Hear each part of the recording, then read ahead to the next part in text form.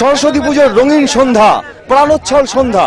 এই মুহূর্তে আমরা চলে এসেছি বর্ধমান বিশ্ববিদ্যালয়ের ঋষি অরবিন্দ হোস্টেলে। ছাত্রাবাস একটি, আপনারা দেখতেই পাচ্ছেন যে এবার সরস্বতী পুজোকে কেন্দ্র করে তাদের উন্মাদনা। মাতৃ প্রতিমা মূর্তি তো আছেই, মা সরস্বতী তো আছেনই, সেই সঙ্গে তাকে কেন্দ্র করে চারিদিকে তাদের গোটা প্রাঙ্গণ ভরে উঠেছে বিভিন্ন শিল্পকর্মে। অনেক পরিবেশ করেছে, সুন্দর সুন্দর দৃশ্য। কী কী দৃশ্য তারা রচনা করেছে সেটা আমরা দেখালাম আপনাদের ক্যামেরার চোখের সামনে দিয়ে। আমরা পৌঁছে যাচ্ছি হোস্টেলের ছেলেদের কাছে, জেনে নেবো তাদের কাছ থেকে এবারে পুজোর তাদের কি থিম ছিল। নমস্কার, আমরা বিএইচআই গ্রুপের পক্ষ থেকে তোমাদের সকলকে জানাই সরস্বতী পুজোর শুভেচ্ছা, অভিনন্দন। ধন্যবাদ। আচ্ছা বলো, তোমার নাম কি? বলো। আমার নাম দীপেন্দ্র লুই, আমার ডিপার্টমেন্ট ডিএনভিএস। তো বলো, এবারে 2024-এ সরস্বতী পুজো করছো বেশ জাঁকজমক করে প্রতিবারের মতো, এবারে কি থিমটা তোমাদের? এবারে আমরা থিম করেছি কৃষ্ণের লীলা। দেখছি তাই চারিদিকে কৃষ্ণ, রাধা কৃষ্ণ এবং অনেক কিছুতেই ছড়াছড়ি। বলো কি কি তোমরা অ্যাপ্লাই করেছো? আপনারা যখন গেটে ঢুকলেন দেখতে পেলেন যে একটা কৃষ্ণ আমাদের বাঁশি দিয়ে যেমন বাজায় তার মধুর সুরে, প্রথমে আমরা সেই জায়গাটাকে তুলে ধরেছি।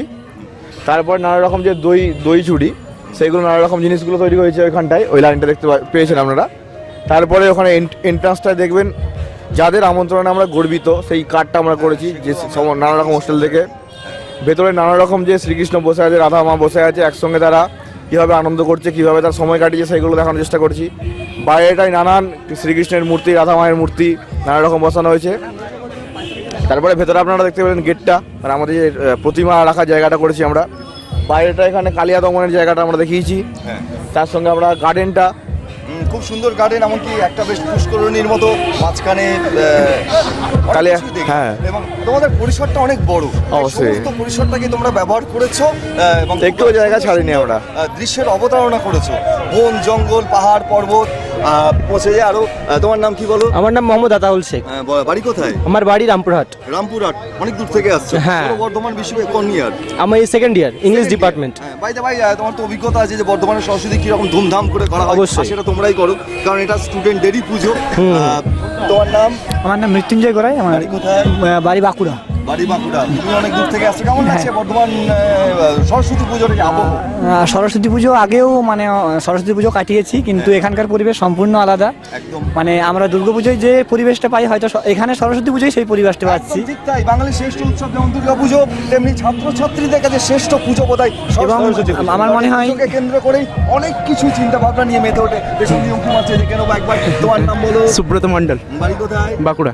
বাঁকুড়া। বলো, পড়াশোনা কেমন চলছে? ভালো, একদম। হ্যাঁ, এই সব চলছে একদম। কোন ইয়ার তোমার? আমার second year. Second year experience আছে। হ্যাঁ। আরো আরেকটা নেবো। তোমার নাম বলো? তন্ময় কুন্ডু। বাড়ি কোথায়? বাড়ি Jamalpur. First year second year? Second year. Second year. তোমার নাম? আমার নাম অর্ঘ্য মণ্ডল। অর্ঘ্য মণ্ডল। আরো পিছনে আছে, তোমার নাম বলো? Shibdasa, first year, mass communication, Bankura জেলা। বাঁকুড়া জেলা থেকে। আরো তোমরা আছো, বলো?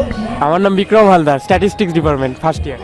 আমার নাম সৌতিক বিশ্বাস, স্ট্যাটিস্টিক্স ডিপার্টমেন্ট, ফার্স্ট ইয়ার। আমার নাম Debjit Mondal, department of law, third ইয়ার।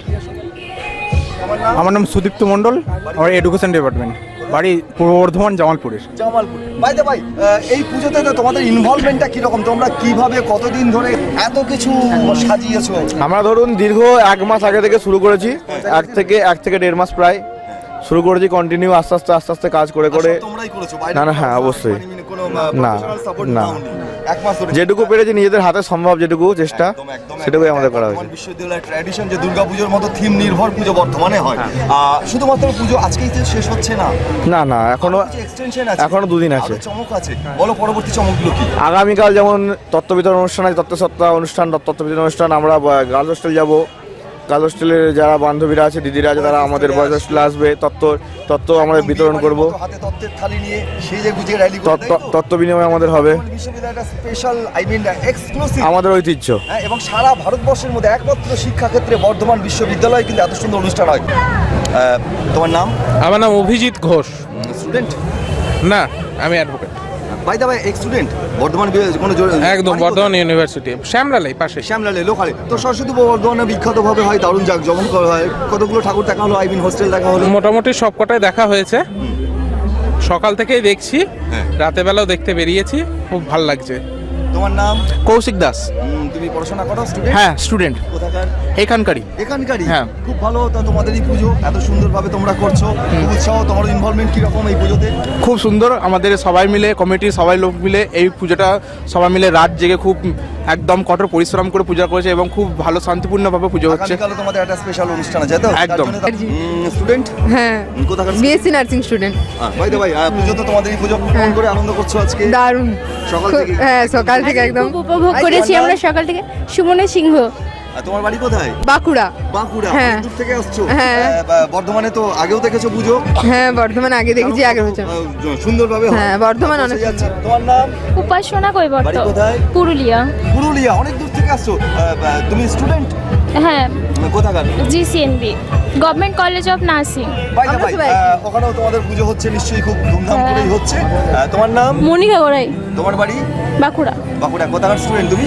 আমিও মেডিকেল কলেজের। Medical college? তোমার মেডিকেল কলেজ খুব সুন্দর পুজো হচ্ছে, বড় করে পুজো হচ্ছে। এটাই হচ্ছে অ্যাট্রাকশন। আপনারা অপেক্ষা করুন পরবর্তী অনুষ্ঠানের জন্য।